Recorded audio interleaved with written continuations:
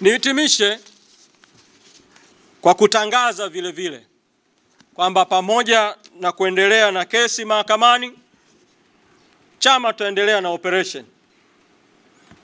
Na sasa niwatangazie ratiba mpya ya operation tutakao kwenda kuifanya, kwa maana mikutano ya hadhara. Mikutano itaendelea kuanzia tarehe 8 mpaka tarehe 12 mwezi Mei. Sasa tutakwenda mikoa ya kanda ya Victoria, kwa maana ya mikoa ya Geita, mkoa wa Mwanza, mkoa wa Kagera, kwa kadiri ya ratiba itakavyoendelea kupangwa na kutangazwa, lakini kwa tarehe hizo tutakwenda kanda ya Victoria. Na kuanzia tarehe 13 mpaka tarehe 17 mwezi Mei tutakwenda kanda ya Serengeti, kwa maana kanda yenye mikoa ya Mara, Simiu, Shinyanga.